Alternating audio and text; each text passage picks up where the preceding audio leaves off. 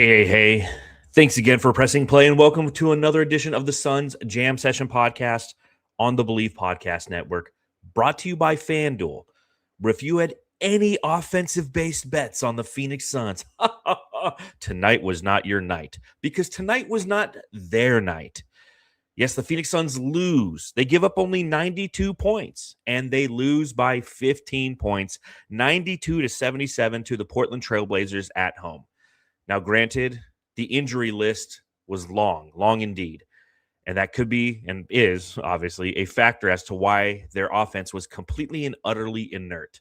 But still, a game like this raises questions. And there's questions that we're going to have to answer after we ask them after this break.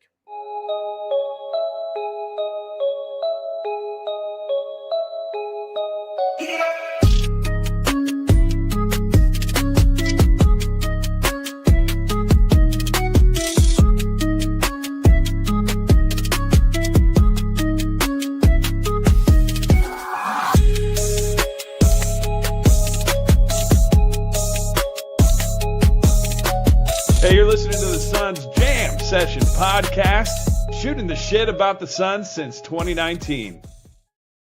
Hey, Matthew, what is going on, brother? What's up, man? How are you doing today, huh? I'm good. I'm gonna crack open one of these magic cactuses right here. Okay. Right? You know, You're not doing the margaritas? 2 milligrams THC, 4 milligrams. I need to chill, man. I just need to relax because. Are you smoking weed right now? I'm drinking it. You drinking weed? Yeah. Because you know what? A night like tonight is one of those nights where I guess we just got to chill, man. You got to chill, yeah. Where did you get that from? Is that from Poker night? Poker night, okay. One of my buddies had these. He's like, hey, man, take a 4-pack. So I'm going to try them out. Yeah, I enjoyed them during I enjoyed them during poker. I'll tell you that. Yeah. All right. Well, if you start seeing that my face is a turtle or something, let me know so we can end the pod. 100%. No, I'm going to lean into it. Okay. An ugly loss by the Phoenix Suns tonight, and it brings me to my first question.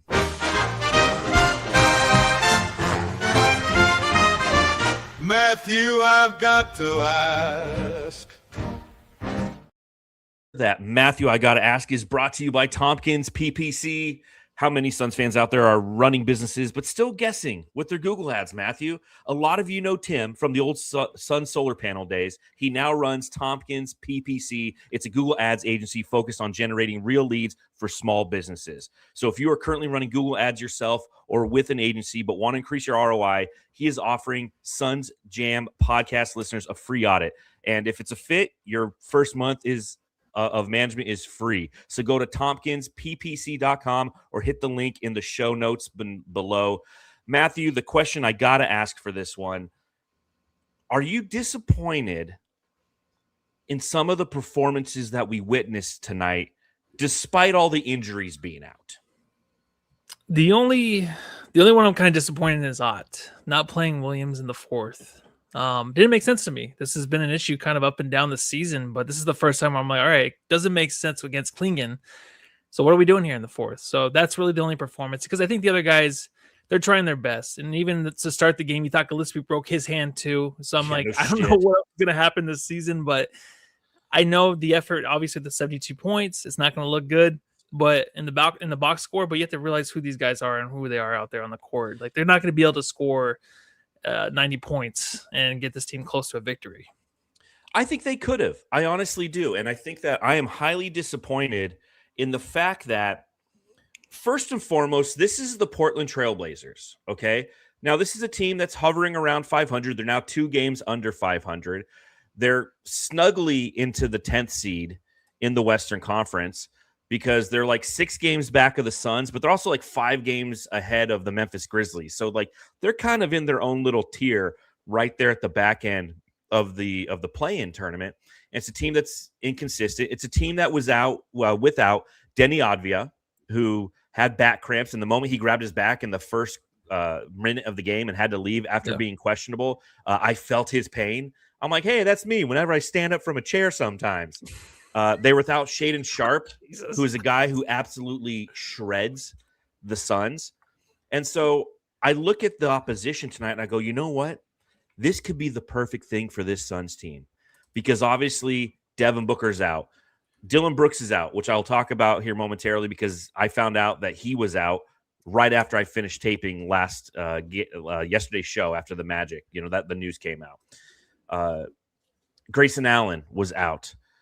Jordan Goodwin was out. So there's a bunch of guys obviously out on the Sun side, but what that does is that opens the door of opportunity for players to step through it and have meaningful minutes. And again, this is a season of evaluation. And so while you're not going to take a ton of stock on a random Sunday night against the Portland Trailblazers, there are some things that are either that occurred tonight that fortify things that we've seen thus far this season. And there's some things that you just don't really take much merit to because, again, it's not really trend setting. And the first thing that we cannot start this podcast off without talking about the performance of this guy. Dun, dun, dun, dun, dun, dun, dun, dun. Dun, dun, dun, dun, dun, dun, dun, dun, dun, dun, dun, dun, dun, dun, dun, dun,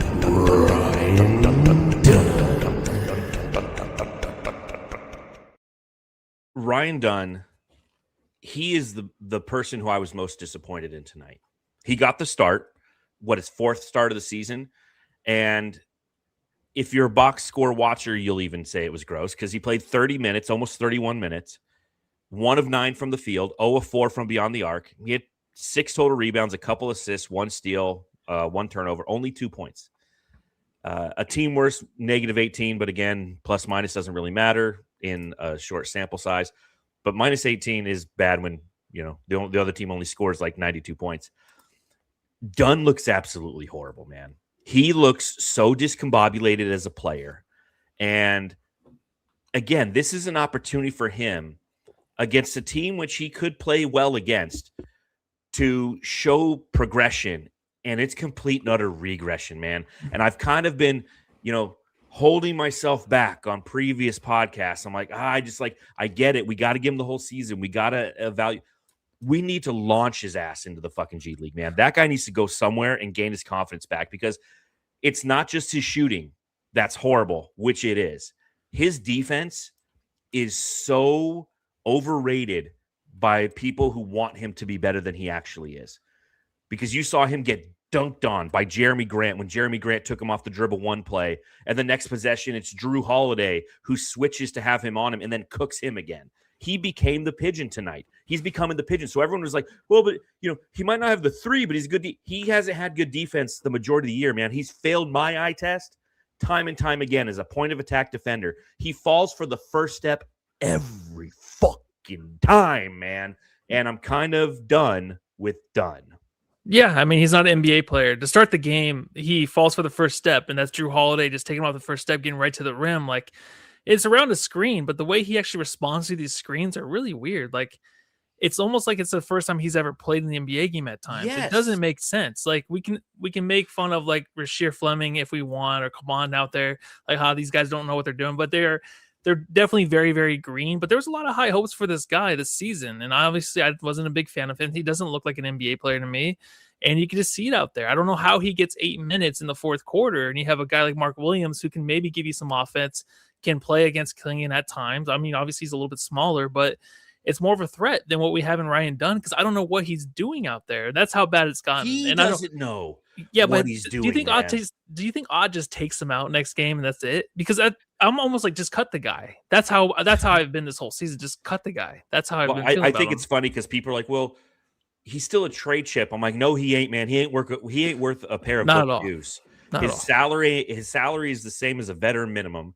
And again, you want to give him the rest of the season, but I think what you ask is a valid question because right now, at this point in time, given the amount of injuries the Suns have, they kind of are forced to play him. And you know what? Maybe this is a good thing for the Suns that we go against Boston on Tuesday, that we go against the Lakers on Thursday, and then we don't play again until the following Tuesday. But we put him out there some more for a final. This is the final exam, Mr. Dunn. Okay, you've been with the organization for 2 years now. You showed some progression last year as a rookie. We thought, and at least I bought into the fact that perhaps you could excel your game based on your summer league performance. You looked okay in the minutes allotted in the preseason.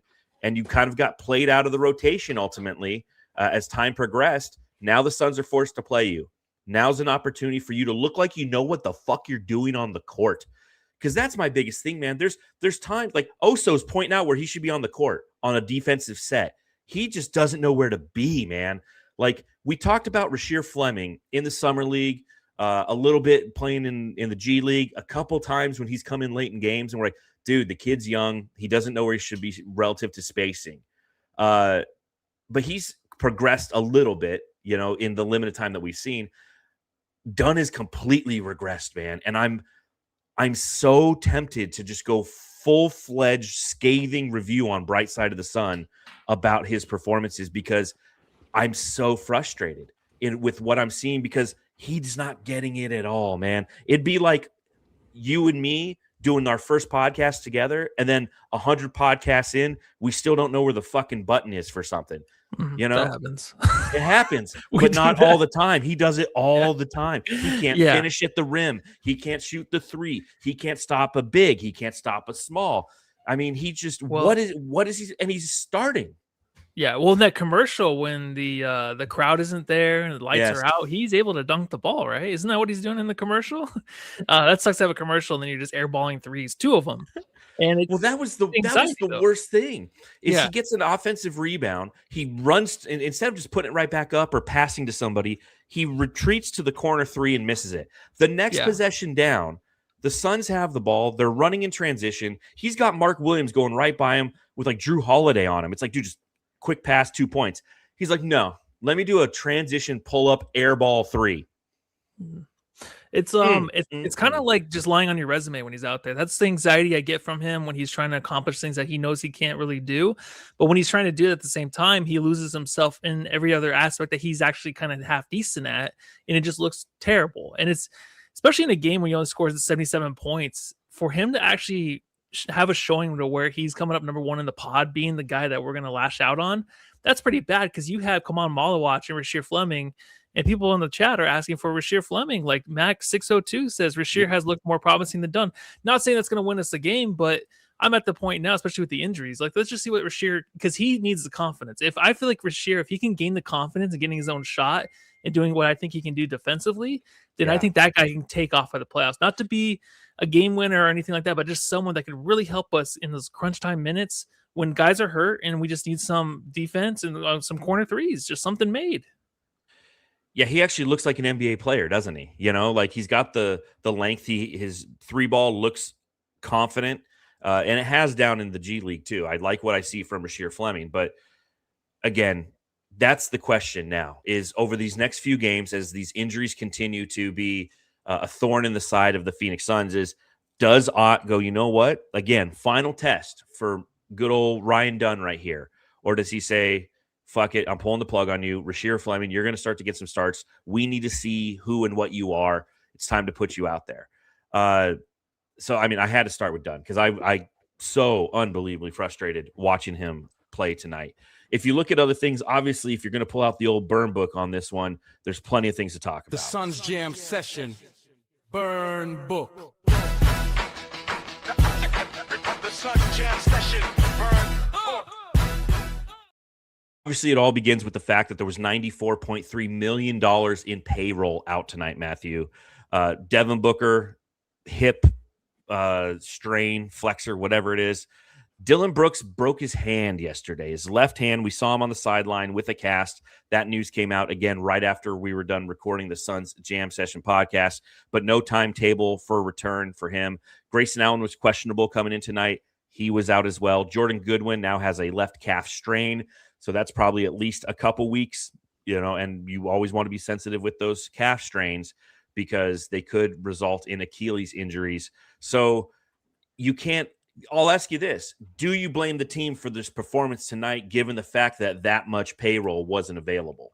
No, that's why I just kind of expected a loss. I mean, with Danny Avdia going out with 1 minute into the game, I was like, maybe there's a chance for the Suns, because we have to kind of hit those games. If they're going to actually come out and there's going to be guys missing their best players or all-stars on the other side, then we have to take advantage of it. But I don't see this team getting any offense. There's no offense from this team right now, especially with Grayson Allen out. But even if Grayson Allen comes back, you're going to get a few threes here and there. But defensively, you need your guy, and you need your guys to come back full strength. And it's not something that I see obviously in the near future.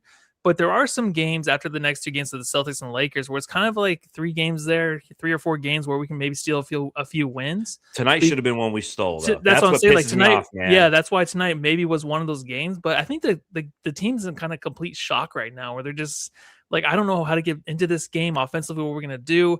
Everyone's out of sorts. Like Gillespie's hitting a 3 after hopping on one step, like because some guy's not there for the pass. Like it's just an awkward watch, and it's just gonna kind of hinder the Suns season where it's been great. It's been fun to watch, but now this team really has to gain control of their emotions and just make sure that they actually put it on the floor and play some good team ball, because without these other guys, man, it's going to be almost impossible. Yeah, I like what Mark Brooks says in the chat, and I completely agree with this statement. He says, I don't blame them for a loss, but I hope they would have played better. And I completely agree with that, because shooting, they were 9 of 35 from beyond the arc. That's 25.7%. Now, the Portland Trailblazers were 10 of 37. They were 27%. So, again, the door was open for them. Overall, they shot 36.9% from the field. They were 31 of 84. Only 16 assists on those 31 made field goals. So, the second consecutive game in which the ball movement just isn't there. And, again, understandable for reasons stated. But, again, I'll continue to hammer this point home. Like, now is the time for us to really understand the depth of our depth, how quality is our depth, because it's being tested right now and they're failing the test. The Suns also were out rebounded in this game, 34-28. Second chance points was 18-10 in favor of the Blazers, 52-34 points in the paint. And the Suns had 23 turnovers in this game. I mean, statistically, it was pretty gross. And it brings me to some trivia. You know what time it is. Trivia time. Suns scored 77 points, Matthew. When was the last time they scored less than 77 points or less? 1982. No. Great year, though. Love that year. Wasn't that long ago. It was October 18th, 2017. It's been nearly a decade since they had 77 points or less. They had 76 points in that game. So, I mean, it just goes to show you a historically bad night for the Phoenix Suns, a night where they couldn't get out of their – if Colin Gillespie doesn't go off for 14 points in the fourth quarter, who knows what this would have been. The Suns didn't score over 20 points in any single quarter. They scored 20 in the first, 20 in the second, 17 in the third, and 20 in the fourth. Oh my God, dude. It's crazy. And it makes you think too, because everyone keeps talking about like the top 6 teams in the West, and it kind of drives me nuts because the Suns were there, right? So if the Suns are healthy, where they have Devin Booker, Dylan Brooks comes back maybe by playoff time, is this a team now, after seeing these stinkers with our depth and stuff, you think that anyone's going to take us seriously moving forward with Booker even coming back? Because if Booker plays this game tonight, do you think that we actually still win? Because Jalen Green's been I absolutely do. Man. You do? Okay. Because even with Grayson Allen, I feel like the team wins this, because we only lost by 15, which sounds crazy, but we only gave up 92. Yeah. And with Grayson Allen out there yesterday, and I said this on the podcast, at least you feel like there's an adult on the floor. That's the challenge with what happened tonight, is it doesn't feel like there's an adult on the floor. Like I said, only 16 assists in the game. The team is rudderless. Jalen Green isn't a design distributor. We knew that. We knew that when he came here, he would be the 2 guard. Devin Booker would be defined as the distributor.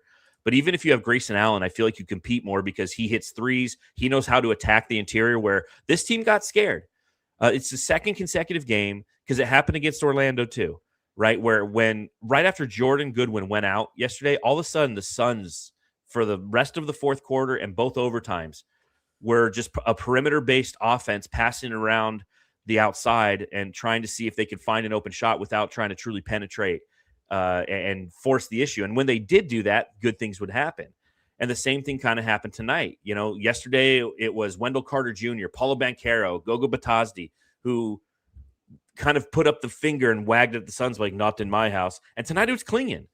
Like they were fucking terrified to go in and to Klingon because Klingon beat the shit out of them on the interior. What did he end with? 5 total block shots? He had 4 block shots in this game. You know, he owned the boards. He had 12 rebounds. The Suns had what, 28 total? He had 12 himself. He went for 23, 12. He had 4 block shots. So the Suns start to resort to, hey, we can't get to the basket. And when there's no Devin Booker present, there goes the mid-range game. That's completely gone now. That defenses know we can either collapse and guard 3 or guard the 3 and know that they're not going to settle for jumpers because if they take like 4 of them, they'll miss them all. Play of the game tonight was Colin Gillespie kind of throwing. Oh no, it was Bayou. Sorry, the guy. I still can't say his last name. Bayou. He throws it off the glass for Mark Williams off the opposite Yes. side, knowing he's going to miss it, but get it off the glass. So that was one thing that I noticed. With Jalen Green getting to the rim, like his positioning wasn't really good getting there, and it was awkward shots off the glass. Really not drawing contact because Klingon was there, but Klingon doesn't have to worry about anybody else if Mark Williams isn't in there. Like he can go for these guys. He can defend the rim and not worry about the offensive rebound because Mark Williams isn't in there. So I really think that was a big part of like Jalen Green getting to the rim and not being easy for Gillespie, all those guys, even though Gillespie had a few good looking shots in there. But I think that when you don't have Mark Williams in there, it's really tough to kind of just shove the offensive glass, play more physical. And then guys are just kind of trying to shoot jump shots most of the game. And it's just not looking like an actual offense that we're familiar with. And that's a hard part about this game. It's like I want to see what it looks like when we actually do kind of play a little bit bigger. You know what I mean? We had Oso in there with Kaman Wallenwatch. Yeah, that was kind of fun to watch.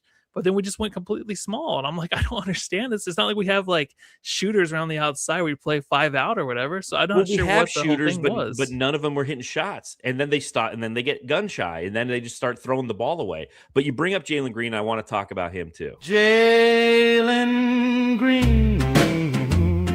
Green, green, green, green. Green, green, green, green. Green. So Jalen Green in this game ends with 13 points. He is 1 of 7 from beyond the arc. He's 6 of 16 to get there. To get the 13 points, he took 16 shots.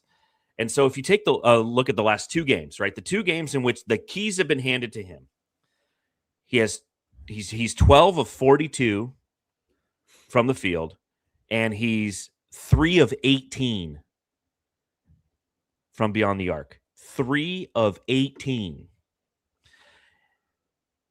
And when I talk about players who have an opportunity right now, in a season of evaluation, let's show us what you got. Now, granted, knowing that you're not playing in your primary role because everybody's fucking – the only guys playing his primary roles like Mark Williams and Colin Gillespie. Everybody in between, it's like you're doing more than than what's asked of you. But if Jalen Green doesn't hit that buzzer beater last night, that's the talking point all week is what Jalen Green, man, I wonder what he's worth on the market. I was at poker night with some buddies last night, and I was talking to one of my friends, and I was just like, I wonder what Jalen Green's worth on the market because I wasn't impressed with last night, and tonight kind of fortifies that. And I love his spunk, and I love his athleticism, and we got to finally see a Jalen Green dunk because every other dunk he's gone for since he joined the Suns, he gets fucking annihilated as somebody blocks it out of the arena. So we finally got a fast break dunk on the only good play that Ryan Dunn made the whole game. He was the one who set him up with the pass. But outside of that, man, we knew he was inefficient. This is very inefficient. So coming into the season, wasn't he supposed to be our primary ball handler? Didn't they switch it up? Remember, we always thought it was going to be Booker. Okay, I swear they actually released that. It was going to be right before the season, before training camp, where they're trying to work on him to be the point guard kind of in a way. But his driving kick, all that, I think it'll be there once there's more spacing. And we actually have we had shooters tonight for sure, but not confident shooters, not the shooters we're used to. Mm-hmm. So this is 2 things with him and also Dylan Brooks coming from Houston with the way they collapse in Houston, all that bullshit we talked about before. When he's shooting like this, we're going to think about that. Be like, fuck, dude, is this guy just really this terrible? He's going to be chucking these shots, go for 26. Who knows what he's going to do from 3? It might be one of those 2 or 3 game stretches where he might do that because he's not going to stop shooting it. He has that confidence. But when he's the only guy, I feel like he feels that. And like tonight, he was a little slow on those releases. Like he had one where he came off a pump fake and the defender came behind him, but I'm like, are you still shooting this? Because the defender's chasing you, and how are you still shooting it? He's going to block it, and it's exactly what happened. Yeah, exactly. He looks out of sorts, and he looks like he needs another few weeks, and that's why it's like it sucks because Booker and them are out because he's going to have like up and down games for the next few weeks where he's going to look really bad because he hasn't played all year. So I can't blame him for the way he's looked right now. That's why I hope like people aren't like, oh man, is this the Jalen Green that no one really wanted? That's why they traded his ass. I don't think that's it. I think he just needs his guys around him to see how he fully can develop with his team. Well, and again, he is a number 2 at best, right? Like he's not a number 1, and that's okay. He can be a great number 2 or number 3 on your team. We saw last year in Houston him playing as a number 1. We knew that the inefficiencies occurred. It's replicating itself here. He also looks gassed. You know, he's still getting his legs under him. You know, this is like his second full game back because before the All-Star break, he played a game and he was out, whatever. But I was hoping for a little bit more efficiency. And I knew it was part of the Jalen Green experience. And again, I look at these games as a test to see this is the hard evaluation period. This is what we wanted. This is what I wanted. I said that it's like, hey, I had the whole plan of like, hey, here's how you bring on Malawach. Here's how you bring on Fleming. Obviously not predicting or knowing what would happen with Jalen Green relative to his availability this entire season. But now it's kind of like, okay, these injuries, as horrible as they are, as shitty as they are for this team, it opens up the opportunities that team that guys on this team so far, you know, they won yesterday. Thank God they won yesterday. It makes this loss a little better. But in the same capacity, it's just like Jalen Green, we're going to have to see more. It's got to be better. Let me ask you this question. Mark Williams, he has now played a career high. Every game he plays is another career high. Yeah. Is he like an injury vampire? Like he's staying healthy, but now everyone on the team has to be injured because of it? I know. That's what I was thinking too, with like Booker being healthy and then they all come back and then he gets hurt. It is strange. Like he looks got a broken hand. He's like, damn it. What I have to keep Williams healthy. He's actually like just, you know, sucking that thing dry of blood. Is that what he's doing? Is that what you're saying? I don't know, man. I don't know. Maybe out there trying to suck these guys dry. Okay.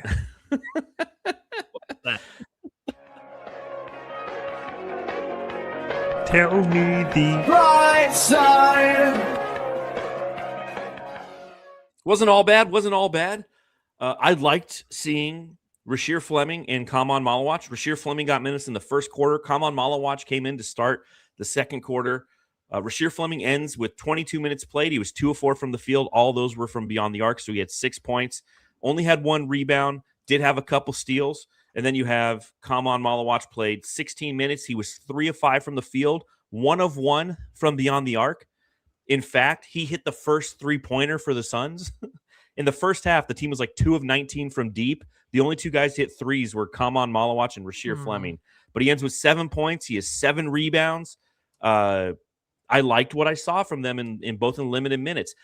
What did you see from them, and did you like it? Yeah, no, I did like it. And, you know, Rasheer had the 22 minutes almost, but I wanted more. I just wanted more because I knew the way this game was going. It's like, if these guys kind of get into it where they gain a little bit of confidence and maybe they're pulling out like some old tricks from the G League and they're throwing it over here in the NBA and hitting some big shots or getting some big rebounds, and I'm like, maybe that just kind of boosts them towards the end of the season. I think, like I said, I think Ott should have played them longer. And I never do this. And I'm not saying they're going to win the game, but I want to see more come on because he actually feels like he's kind of gaining ground in the NBA where he knows where the lines are at. Because I've seen him try to save a ball where it was completely in bounds and he's trying to save it, but he has a couple feet and he still tries to throw it over his back, but he could have just grabbed it and stood there. Like this guy doesn't know where the lines are at yet. You know what I mean? So I think today I didn't see too much bad from Kamon, but I did see a lot of good. And this is the first time I feel like I've watched him play in a Suns uniform, playing valuable minutes, and more good than bad. So I liked what I saw from him. Rasheer, keep it up, dude. I think this guy's really close to really kind of looking more like a 15. If we're healthy, maybe he's a 15 to 16 minute guy, even with the healthy roster. 100%. So the thing with Kamon is, one, it's brutal to throw him in there against Klingon. That's just not fair. That dude's 7'3" in a brick fucking shithouse. Like, but if you're a victim of circumstance, and I was hoping that they would play these guys today, because if you're going to seize the opportunity, you have to give them one. And so tonight was a good opportunity to do that. And I like that they had the Oso, Kaman Malawach minutes. I would like to see Kaman Malawach and Mark Williams minutes, because Malawach can help on the defensive end, and he could spread the floor a little bit on the offensive end. He hit a 3 today. Like, during this time frame, we should be experimenting with shit like that. Like, yeah, let's see what Williams and Malawach look like. The one bit of advice I have for Kaman Malawach, if you're listening, work on the volleyball rebound. One thing he has to realize is that he is huge and he is long. So you might not be able to grab every rebound, but you can tap it back, right? You know, the Drew Eubanks or the Mason Plumlee.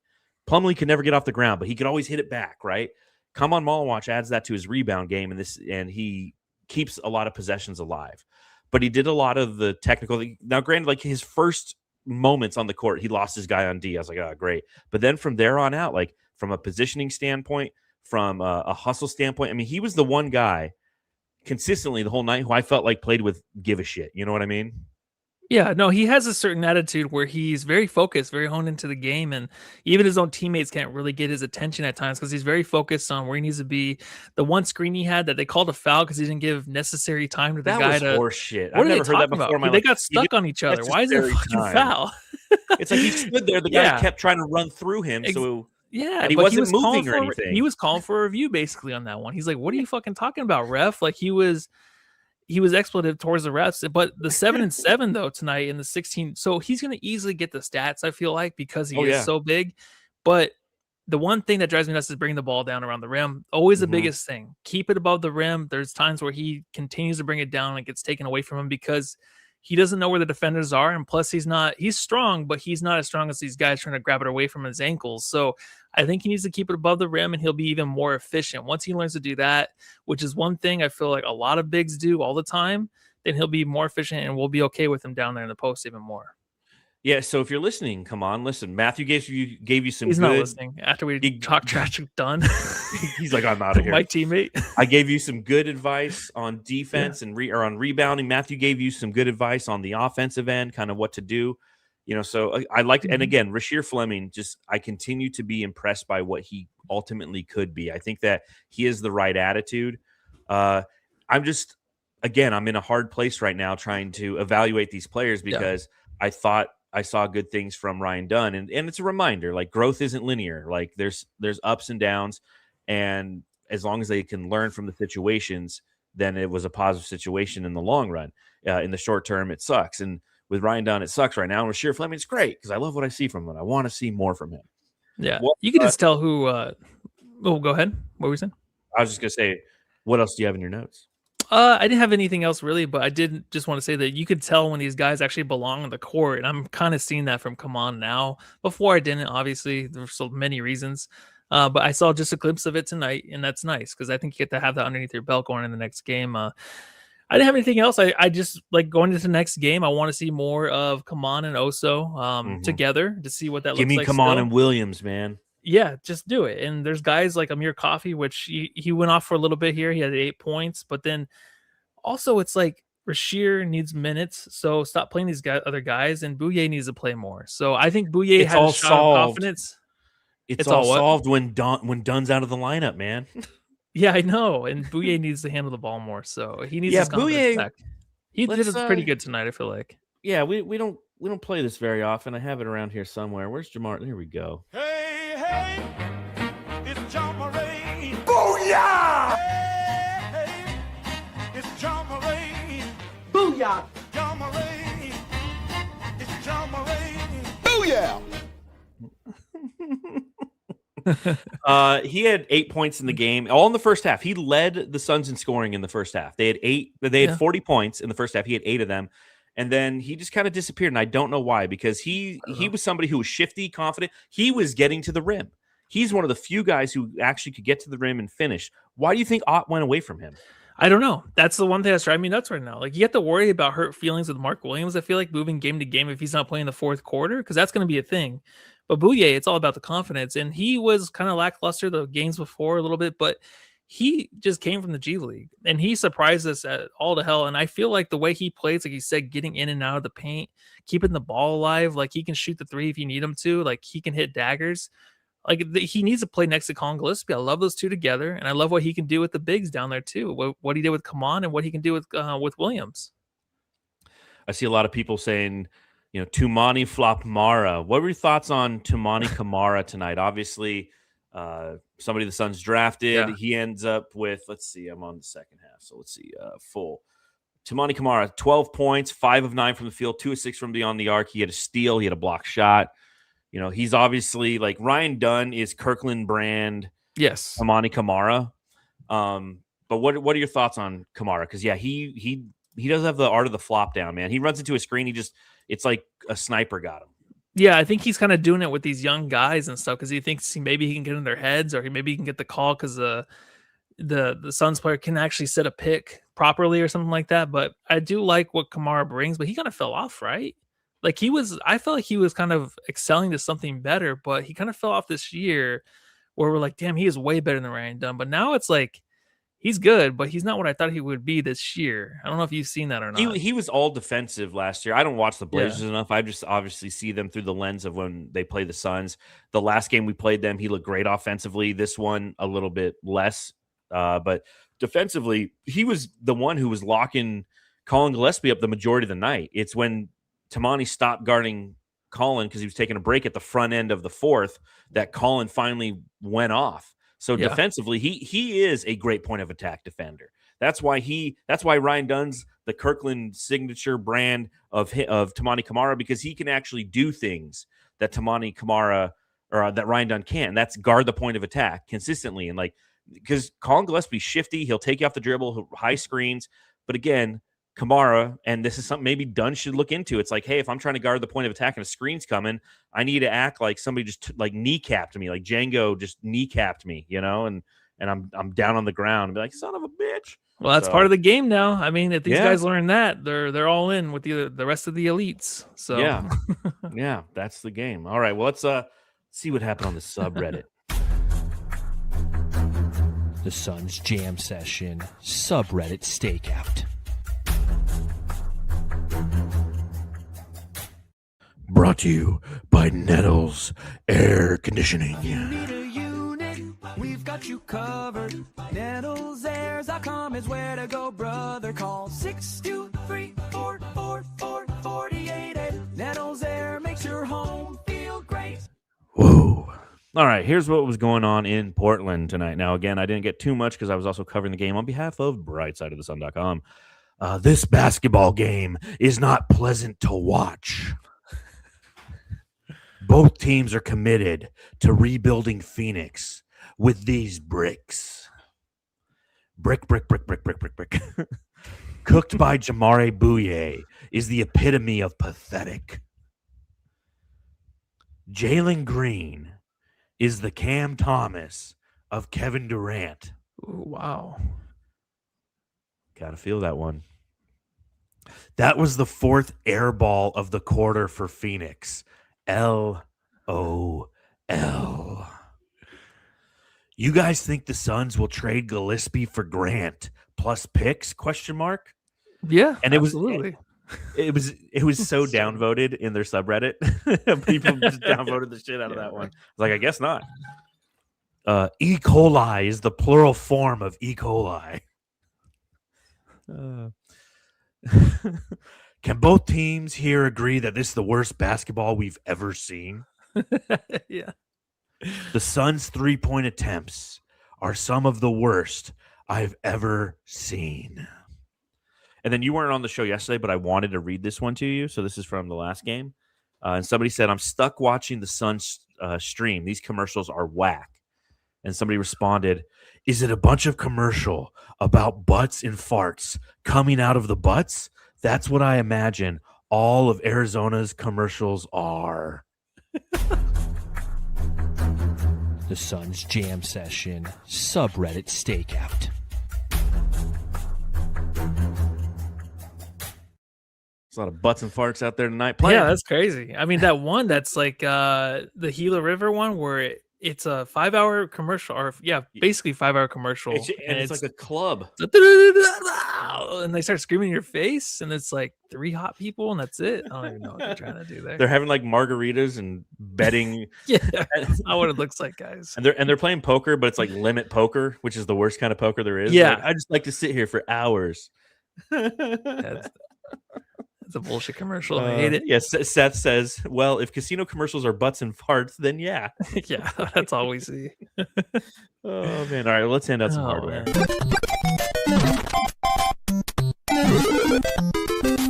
Jam star of the game. Jamsters, a reminder, subscribe, rate, review, hit that thumbs up button. Let us know in the chat who your jam star is. Ooh, 77 points, man. Who is the jam star? You can't give out to anybody. I'm gonna give it to Mark Williams, dude. Yeah, you're Or really high, Gillespie was you hot. came in hot on Mark Williams on this one. I'm like, I just don't understand it. But I'm more worried about his relationship with Ott. That's You what I'm think worried so? about. Yeah, because the first time it happened, he didn't seem too happy about it. Yeah, You he can just didn't. read When it. he went, Yeah. Warriors game where he didn't play in the fourth quarter. Yeah, I you think can what tell. it is, in my opinion, so 2 things here. One, he only played 15 minutes. For those who didn't watch the game, he had 6 points. He had 5 rebounds, 3 of 8 from the field. I loved when we played the Spurs. I loved that he continued to attack Wemby. I Yeah. thought that was great. I think that sometimes Ott gets a little cute. Because if you think about Jordan Ott and who he is and where he came from, he's a video guy, right? A video coordinator. And so he has a team of like-minded individuals and, of course, other people on the team in his coaching staff that probably push back on his ideas because any smart person would do that. You don't surround yourself with just a bunch of people who think like you. You want to hear what other people have to think, so it gives you a holistic view of things. That's why you shouldn't sit on your phone and look at algorithms all day long because it's all an echo chamber. But I think that 1 or 2 of his video coordinators that he trusts very much will say that they see something. Hey, Oso, man, he's pulling Klingon out a little bit more than Williams is, and that's what we need. We need to pull Klingon out so we have an opportunity to get to the paint. And I think that sometimes he might get a little too cute rather than sticking with a guy who's earned, in my opinion, more minutes than 15 minutes against the Portland Trailblazers. Because you know what? The Trailblazers didn't adjust to what the Suns did. The Suns are like, all right, we're playing small ball. Fucking Royce O'Neal's the 5, you know? And so rather than doing that, they continued to impose their will upon us. Right? Now, it all works out if the Suns start sinking threes. And the Suns right now, let's see if I got this stat, if it's updated. But last I checked, let's see, is it updated as of yet? It is updated. The Suns are 26 in the NBA in three-point shooting in the month of February. They're shooting 33.5%, man. They have been abysmal for almost a month now from beyond the arc. So at some point, you have to recognize, you know what? The shots aren't falling. What next? And what next could and probably should be Mark Williams. Yeah, and or maybe get into the rim, get in the line, but they didn't do the night either. So I'm surprised Jalen Green didn't get the line at all tonight. But he kind of stops attacking. He yeah. We're learning about his game, still. right? Yeah. I thought there would be maybe a little bit more free throw attempts. But yeah, I thought if Jalen Green is another version of Devin Booker, relative to the fact that they like to drive to the basket, but they don't know how to correctly create contact to get calls. That would suck because it's like, we've already had that. Devin. I love Devin Booker to death, but one of his biggest challenges is the way he jumps into guys. It's so unnatural that it never gets called. He doesn't have that fluid motion that SGA, Harden, Luka, a lot of players who get to the line a lot know how to make it look like you're going for your shot, but draw contact. Booker's like running next to you and then like jumps into you as you're moving away. So then he doesn't get fouled and it's a missed layup. Yeah, they never call Jalen it. Green's kind of doing the same thing. Yeah, and Cameron Johnson was that way too. He's just kind of an awkward kind of guy when he's trying to draw fouls because he goes like north and south and east west, really weird. Like he can't go northeast or southwest. Like he just has to go one way or the other. Well, I'm gonna agree with. Let's see here, who had it. I think it was Max 602. He said it, but he said The fans that watch this game, the whole game, are the Jam Stars. Yes. You know what? I'm surprised because our numbers are always down when it's a loss. But like, I feel like when my team lost, I wanted to listen to a podcast or something about it more than when they won. You know what I mean? Like, I want to know what the 100%. fuck happened. Like, I want to talk shit and hear shit. Well, I'd like to go vent, and typically that's what we've been a good source of is venting. But I can also understand, like, when the Suns lose, I won't watch SportsCenter tonight going to bed. You know. Even though they never show highlights, they only show the Lakers. But like back in the day, do they have music videos on SportsCenter now? What do they have? I think so. And then if you go to MTV, it's actually like dog racing. It's dog racing. Yeah, it's all just Shaq commercials, one after the other. The General, Papa John's. All right, up next for the Suns. Speaking of Shaq, a team he played for, the Boston Celtics, come to town on Tuesday. Matthew, thoughts on playing the Celtics? What is their coach's name again? I forget. You were talking about Jason Tatum in the interview, and he didn't even answer about it. Him coming back. Oh, dude, I talk about him all the time with one of my coworkers, man. Because he's fantastic. I got his face. What's it? Come on, chat. Just tell us. What's the Celtics coach name? Celtics coach. Joe Mazzulla. It's Joe Mazzulla. Joe Mazzulla. Yeah. He was fantastic. asked if Jaylen Brown was participating. Did not even respond. Just looked at the guy for literally like 10 seconds, and then they moved on to the next question. Imagine being in Boston media asking questions. I'm terrified to ask this. Yeah, the royal family. The only royal family I know is Jesus Christ. Whatever. Peace be with you. I was thinking, this team, I'm surprised they still are hanging on as long as they have. The Celtics, dude, they're impressive. They're very impressive, and it's a scary game to go into. And I think the fact that they've come this far without Jason Tatum and Jaylen Brown's been out of his mind, it's going to be a scary game to even watch. If you couldn't get through this one, I feel like this next one, even though it's Tuesday, we're not going to get anybody back. Going to be the same type of game, but maybe even worse. Oh, big time. This is good. Yeah. This is a team that harasses.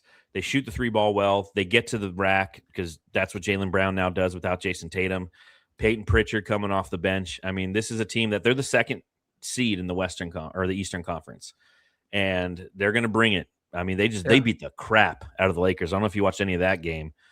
Ayton was fucking horrible. It was good. Were they all healthy though? The Lakers, they were, right? Yeah. Reeves was there. LeBron was there. Lakers are Luke terrible to watch. Dude, they were flopping so bad. It's all about the refs. All they did was cry the whole time. Yep. And Luke has given up layups to Hugo Gonzalez on the other end because he thought he got foul after a 3-point and like a 3-pointer that he made. He hits a 3, sits on the floor. He's like, "Come on, man!" Like Hugo is like laid it up. I'm like, they are insufferable to watch. God. You know. Yeah, no, they're one of the worst. And we play them on Thursday. I know, and we'll probably lose that one too. Because I think they're now healthy, but the whole DeAndre Ayton thing is funny because I never thought Jackson Hayes would be, leaping anybody in the depth chart. Yeah, no shit. When he's a backup center, but here comes DeAndre Ayton. So, well, we'll be live on Tuesday night, Jamsters, once that game concludes. Until then, make sure, again, you subscribe, rate, review. Follow the link in the chat to buy the Phoenix Suns all-time pyramid book, available on ebook, paperback, and hardcover. It's a lot more enjoyable to read that than to watch this team tonight. No, it's all baby steps. It's all part of the evaluation again. So while this was a disappointing loss in a lot of different ways, it's part of the process. So I'm not pissed off. And it's probably because Matthew's head looks like a turtle. Yeah, you're floating away there, huh? Woo! All right, man. Tell them what to do. All right, go home, love your family, everybody.